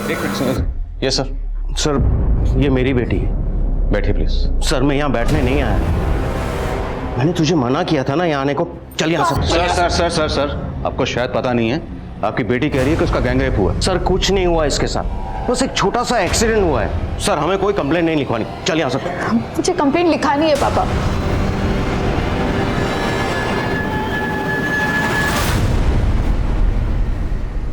सर, मुझे ठीक से तो याद नहीं, लेकिन वो शायद 4 आदमी थे। और ये कहाँ हुआ?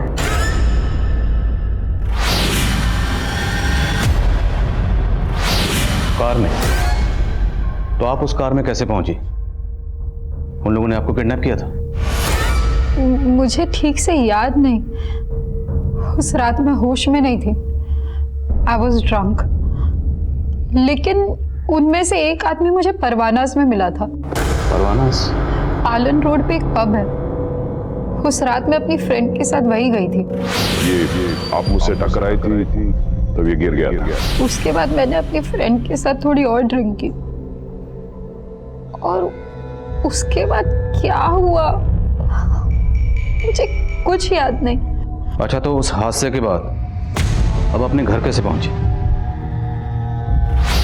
सर, जब मुझे होश आया तो मैं बीच रास्ते में थी। फिर वहां से मैंने किसी तरह एक ऑटो लिया और घर पहुंची। देखिए, आपने आने में बहुत देर कर दी। आपका रेप 5 दिन पहले हुआ।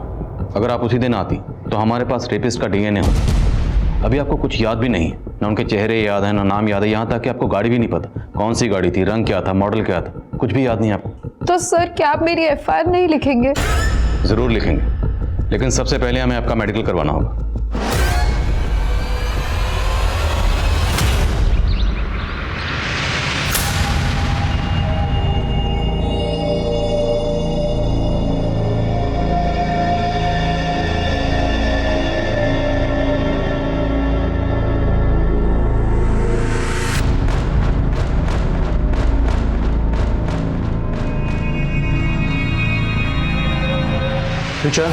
ब्रेकफास्ट। आज फिर पूरी सब्जी?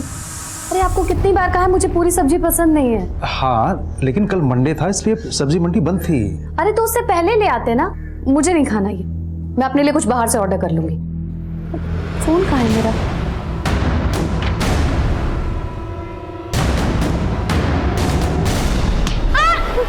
क्या कर रहे हो तुम? हाँ, और कितनी बार बोला मैंने, कितनी बार बोला कि मेरा फोन। बच्चा है, मार क्यों रही है उसे? हरकतें देखी आपने इसकी? और आप तो ऐसे बात करें जैसे उसको कभी डांटा ही नहीं हो आपने।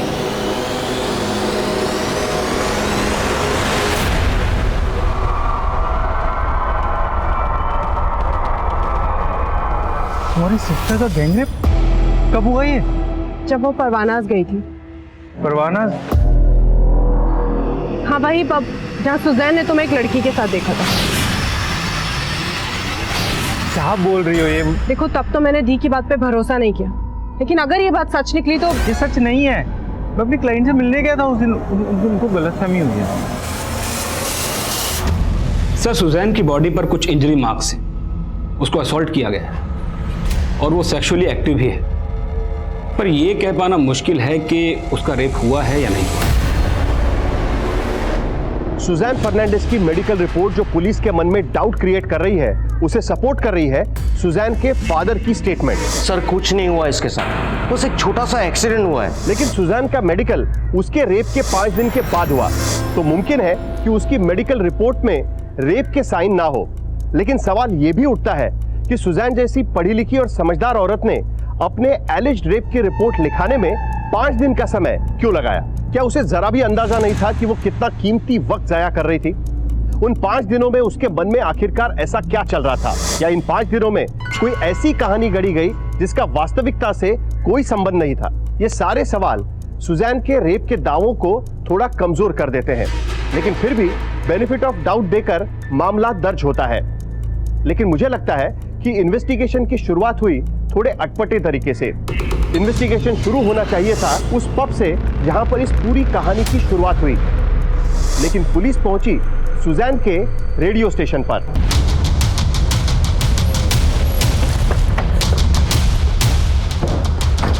व्हाट? सुजैन का गैंगरेप हुआ? लेकिन सर, हमें तो बताया गया कि उसका एक्सीडेंट हुआ था। उस रात परवाना पब में आप सुजैन के साथ ही थे? हाँ सर, लेकिन वहाँ पे मोहक भी आने वाला था, पर वो आया नहीं। एक्चुअली सर, उस शाम ऑफिस में ही सक्सेस पार्टी थी और मैंने काफ़ी ड्रिंक कर ली थी सर, तो मैं पब जाने की जगह सीधा घर ही चला गया। तो परवाना पब से आप और सुजैन एक साथ निकली थी? नहीं सर, मैं तो पहले निकल गई थी और सुजैन ने अपने लिए कैब बुक की थी। तू जा, मैंने कैब बुक की, तेरा फ़ोन है, मैंने कैब बुक की है। सुजैन के मुताबिक उसके साथ कार में गैंग रेप हुआ था। हो सकता है वही कैब। पता करो सुजैन ने कौन सी कैब बुक की थी। अब पब में बात। सर वो मुझे आपको कुछ और भी बताना था। यार मेरे जैसे पेरेंट्स भगवान किसी को ना दे, इसे कहते हैं bad luck. Don't worry Aditya, मैं अपने पेरेंट्स से कह के तुम्हारे पेरेंट्स से बात करवाऊंगी। अरे नहीं नहीं, फिर तो उल्टा वो मुझे और मारेंगे। तू मेरी हेल्प करना चाहती है ना, तो एक काम कर, अपने पापा का फोन लाकर मुझे दे दे। मुझे स्नाइपर जी गेम खेलना है। तुम्हारे गेम के लिए मैं पापा का फोन नहीं ला सकती। तो तू दिखावा कर रही थी मेरे बेस्ट फ्रेंड होने का। अरे आदित्य,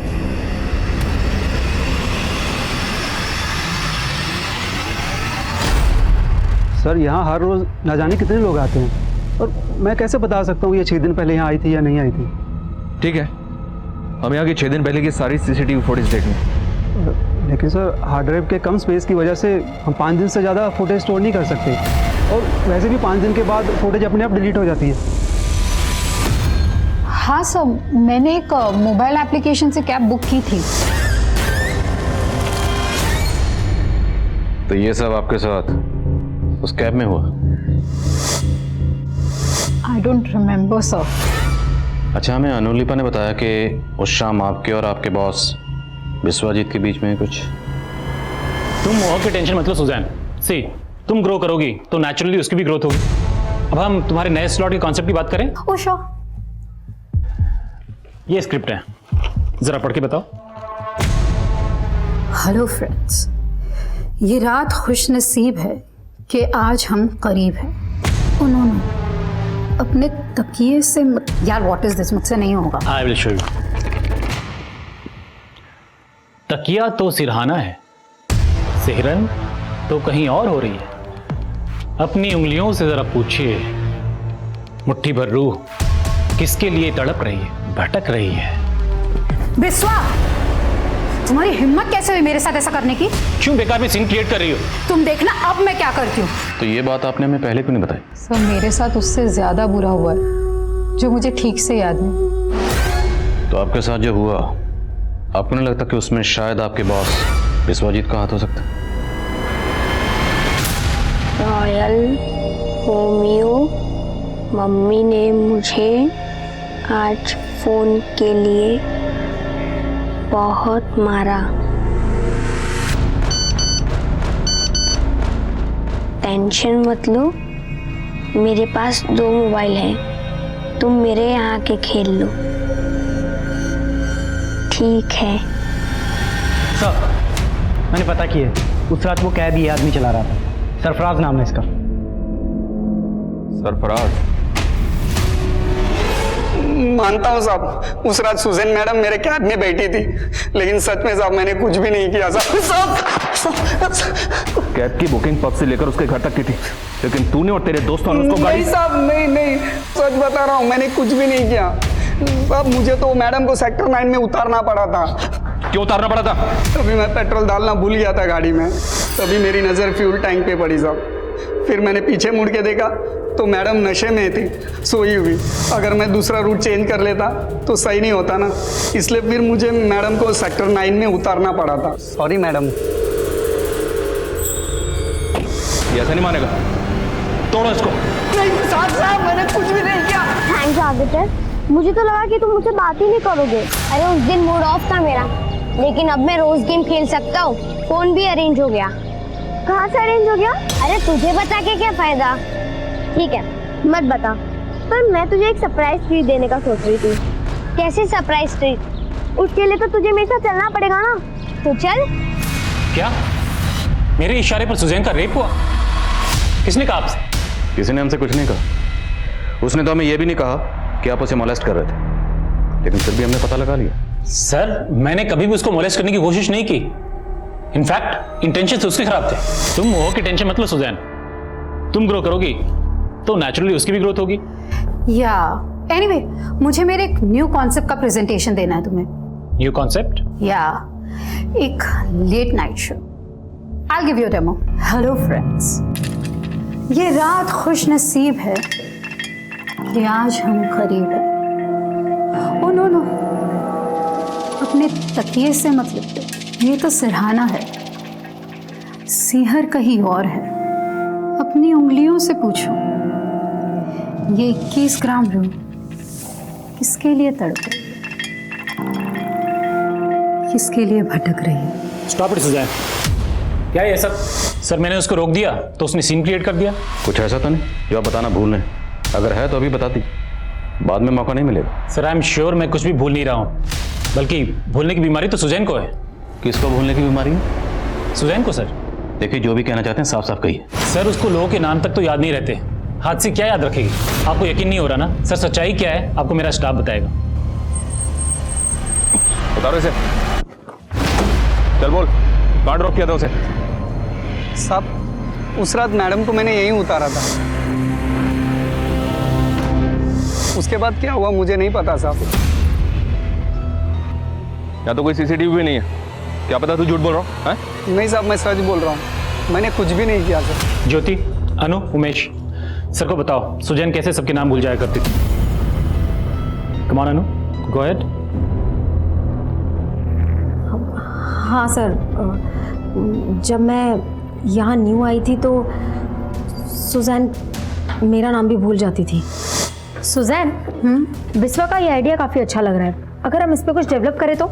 यार इस आइडिया में ना कोई स्कोप नहीं है वीनू। वीनू? वीनू नहीं सुजैन, मेरा नाम अनुलिपा है। सर आप खुद ही देखिए, पहले उसने कहा था कि उसका एक्सीडेंट हुआ था, राइट? अब वो कह रही है कि उसके साथ गैंग रेप हुआ है। सर मैं नहीं जानता वो सच में कुछ भूल रही है या जानबूझ के झूठ बोल रही है, लेकिन मुझे उसके इरादे ठीक नहीं लग रहे। लुक एट दिस, ऐसे मार्क्स मेरी पूरी बॉडी पे हैं। कहाँ जा रहे हो? बस 1 मिनट में आता हूँ।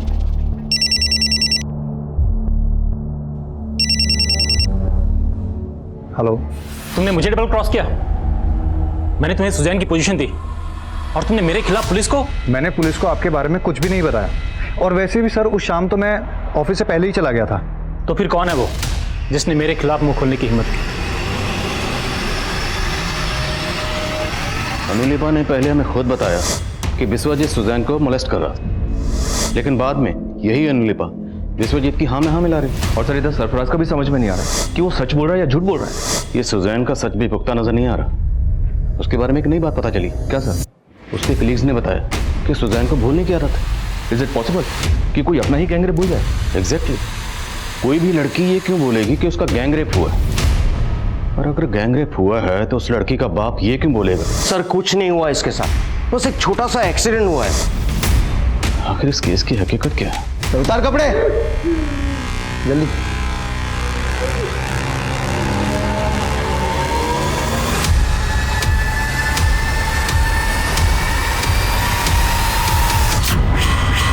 Bye the way I am देव।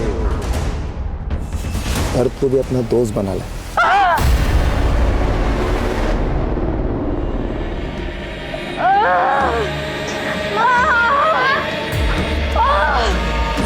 क्या हुआ बेटा? क्या हुआ तुम्हें?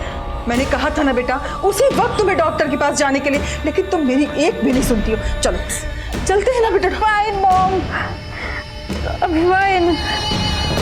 ये सब शरीर का दर्द मैं सह लूंगी, लेकिन जो दर्द मेरी रूह को लगा है ना, I just can't take it anymore।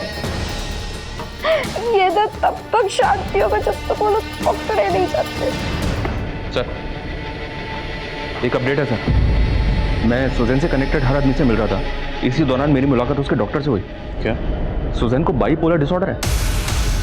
Bipolar disorder? जी सर। ये तो एक जहनी बीमारी है, एक ऐसा मेंटल डिसऑर्डर जिसमें इंसान कभी कभी खुद पे आपा खो देता है। सर कहीं ऐसा तो नहीं कि हमारा केस उसी बाइपोलर डिसऑर्डर का नतीजा है? सुजैन के एक्स हस्बैंड डेविड से मिलते हैं। वो सुजैन के साथ लंबे रिलेशनशिप में रहा है। देखते हैं वो इस पर क्या रोशनी डालता है।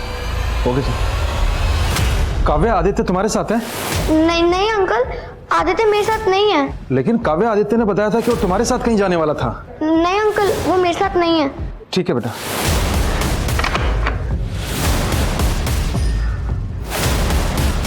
सर बाइपोलर डिसऑर्डर की वजह से खुद को हर्ट करना, अपने दर्द को सहन करना सुजैन की आदत सी बन गई थी सर। इनफैक्ट जब भी हमारा झगड़ा होता तो अपने वृक्ष तक काट लेती थी वो। सर यहाँ तक कि अब रुक क्यों गए? जो भी बात है कही। सर वो David, hurt me. Come on, hurt me.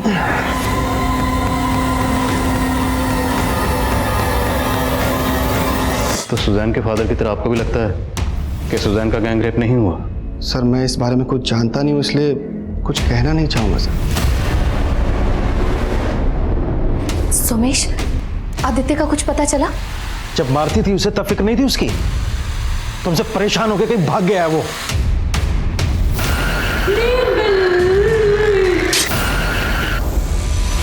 मैंने बहुत सोचा तो मुझे याद आया कि वो आदमी जो मुझे पब में मिला था उसका नाम देव है। By the way, I am देव। आपका नाम जान सकता हूँ? सुजैन। वैसे यहाँ मैं अकेला हूँ। Would you like to join me? आप उस देव से पब में फर्स्ट टाइम मिली थी? Yes sir. उसके बाद आपने कैब बुक की? यस तो आप देव की कार में कैसे पहुंचे? सर, ये तो मुझे भी नहीं पता। आप आइए हमारे साथ।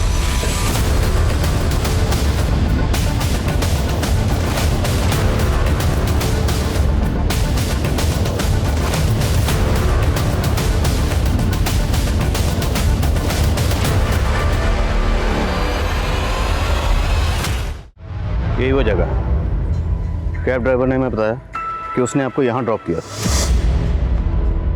हाँ सर, उस रात मैं यही थी। फिर यहाँ एक कार आई थी। हेलो सुजैन, इट्स मी देव। मुझे यहीं से उस देव ने लिफ्ट दिया था। 3 लड़के उसी देव के दोस्त थे, चंदू, चुन्नी और पार्थो। अगर नाम याद आए हैं तो चेहरे भी याद आए होंगे। कैसे दिखते थे? सुजैन, वो चारों रियल में थे ना? सर, आप मुझ पे ही डाउट कर रहे हैं। देखिए, डाउट तो आपके अपने कर रहे हैं, हम तो फिर भी अपनी ड्यूटी कर रहे हैं। अच्छा ये बताइए, उसके बाद क्या हुआ? कुछ याद आ रहा है आपको? वो यहाँ के बाद आपको कहाँ लेकर गए?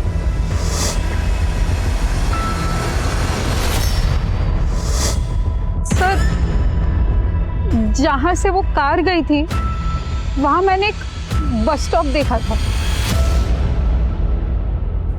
सुजैन, आपके सर पे ये चोट कैसे लगी? उन्होंने मुझे कार से फेंका था और वहाँ मेरा सर एक पत्थर से टकराया था। वो जगह कौन सी थी? वहाँ बहुत सारे आयरन पिलर्स थे वहाँ बहुत सारे। Iron pillar? हाँ सर, वहीं से मैंने एक ऑटो ली थी। वो ऑटो वाला तो अभी तक नहीं मिला, लेकिन वो कार कैसी थी? उसके आपका रंग, मॉडल, नंबर कुछ भी याद है तो प्लीज हमें बताइए। सर, शायद वो सिल्वर कलर की कार थी। हमें उस जगह का पता लगाना जहाँ पर सुजैन को कार से फेंका गया था। उसको अलग अलग डायरेक्शन में लेकर जाते हैं, देखते हैं जगह याद आती है नहीं आती।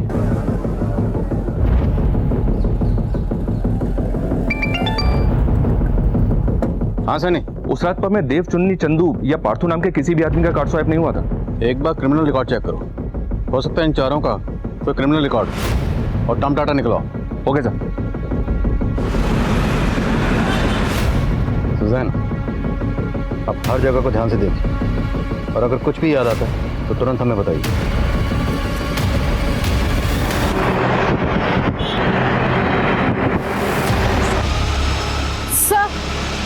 सर, ये अरे रुक। सर, जब वो लोग कार में मेरे साथ, तब मैंने यही बस स्टॉप देखी थी। तो फिर वो जगह भी आसपास ही होनी चाहिए जहाँ पर उन लोगों ने आपको फेंका। हाँ सर।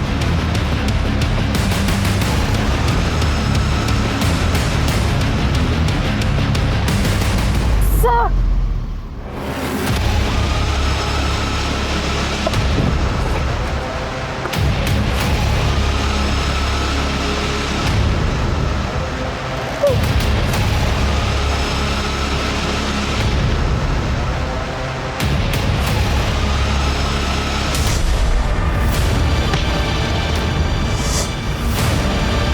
पत्थर से सर टकरा था?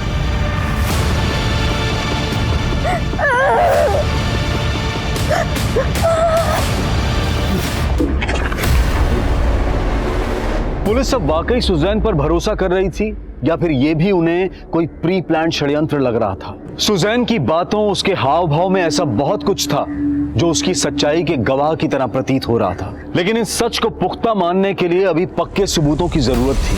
जो पत्थर सुजैन ने पुलिस को दिखाया था, उस पत्थर को फॉरेंसिक जांच के लिए भेज दिया गया था। उस पत्थर पर मिले ब्लड के ट्रेसेस सुजैन के ब्लड से मिल रहे थे। लेकिन अब भी पुलिस डाउट में काम कर रही है, क्योंकि जो 4 नाम सुजैन ने पुलिस को दिए हैं, उनके होने ना होने पर रहस्य अब भी बरकरार है।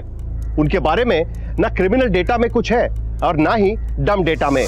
पुलिस के इन्वेस्टिगेशन का रूट सिर्फ और सिर्फ उन 4 नामों में उलझ कर रह गया, चुन्नी, चंदू, देव और पार्थो। इन चारों नामों के कई लोगों की लिस्टिंग की मैंने, सबको चेक किया, सबका बैकग्राउंड क्लीन है सर। सोशल मीडिया पे भी इन चारों नामों के कई अलग अलग प्रोफाइल्स बने हुए हैं, लेकिन इन चारों नामों का आपस में कोई कनेक्शन नहीं मिल रहा।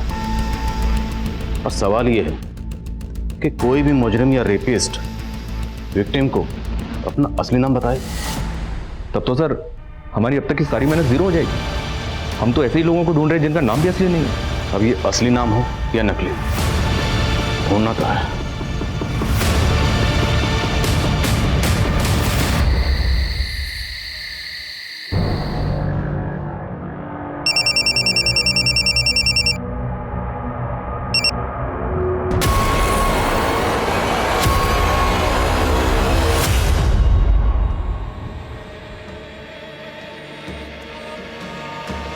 सर सब मुझे झूठा साबित करना चाहते हैं। मेरा गैंग रेप हुआ है सर, ट्रस्ट मी।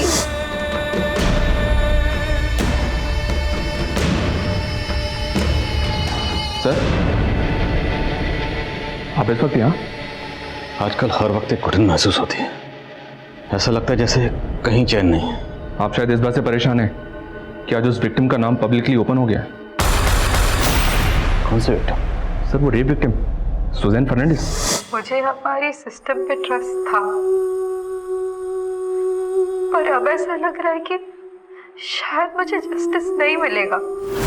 लेकिन उससे ज्यादा दर्द इस बात का है कि अब मेरी सच्चाई पे भी शक किया जा रहा है।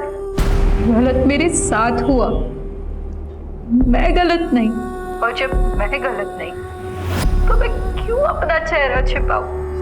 अब मेरा असली नाम पब्लिक कर दूं, मुझे कोई फर्क नहीं पड़ता। मैं सुजैन हूं, सुजैन फर्नांडिस।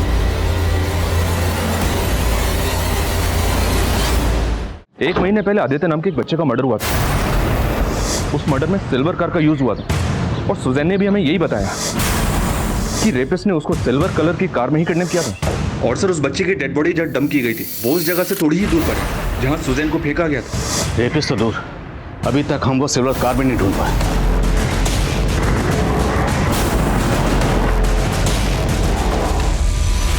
सर उस दिन आदित्य ने बताया था कि वो अपनी फ्रेंड काव्या के साथ खेलने गया था। पहले तो काव्या ने कुछ बताया नहीं, लेकिन बाद में उसने बताया कि कुछ लड़के आदित्य को कार में डाल कर ले गए थे।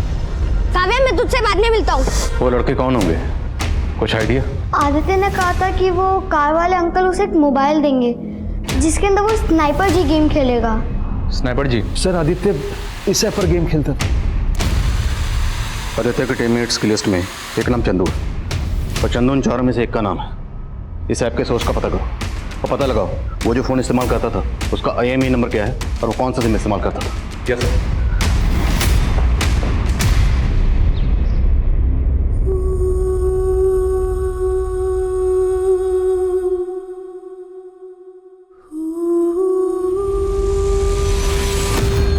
सर मेरा असली नाम अनवर है।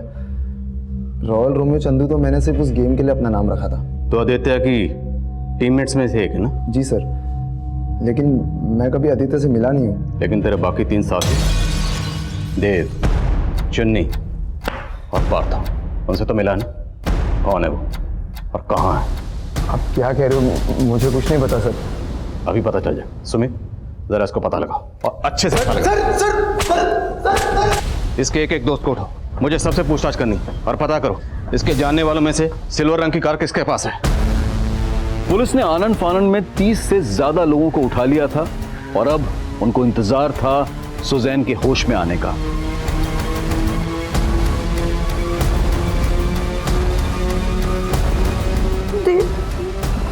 देव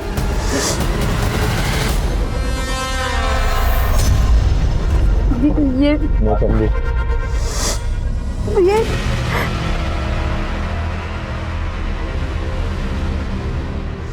आई एम पार्थो। ये भी ट्रांसफर। नीलोत्तम घोष उर्फ देव, अनवर खान उर्फ चंदू और इम्तियाज खान उर्फ पार्थ। बचा कौन? चुन्नी बाबू। वो कहाँ और उसका असली नाम क्या है? लियाकत अली। कहाँ मिलेगा? मालूम नहीं सर, वो पहले ही अंडरग्राउंड हो गया था।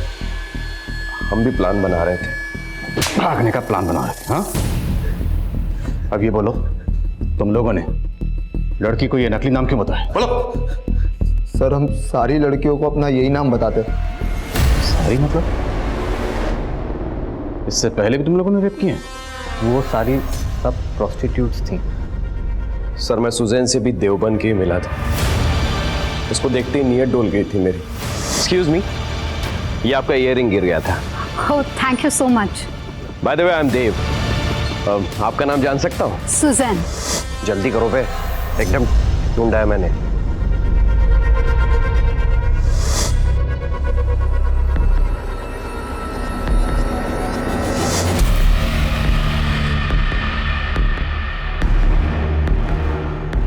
हेलो सुजैन, इट्स मी देव।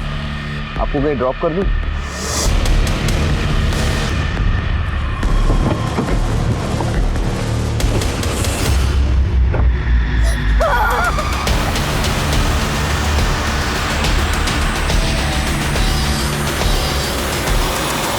तो बच्चा आदित्य, उसे क्यों मारा? सर वो स्नाइपर जी गेम खेलते वक्त हम सारे टीममेट्स बन गए। हमने आदित्य को बहकाकर अपने अड्डे पे ले गए।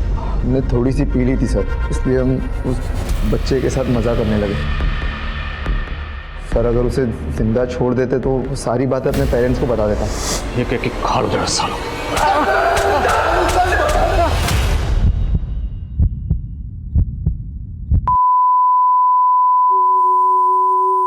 इस केस की दुखद विडंबना यह थी कि 3 गुनहगारों के पकड़े जाने के महज 2 दिन के बाद ही सुजैन ने अपना दम तोड़ दिया।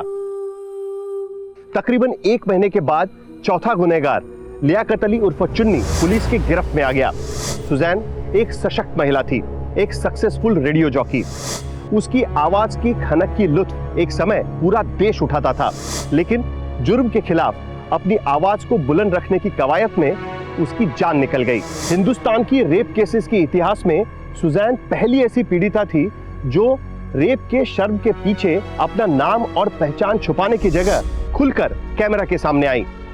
एक निरपराध समाज और एक स्वस्थ सिस्टम एक ऐसा आशावाद है जिस पर हमारा भरोसा अक्सर डगमगाने लगता है, लेकिन हमें यह सब्र और हौसला कायम रखना होगा कि सच के लिए आवाज उठाना हमारा फर्ज है, हमारा अधिकार है। सुजैन में यह जज्बा था, लेकिन उसकी 5 दिन की चुप्पी एक लंबे वक्त का इंतजार बन गई।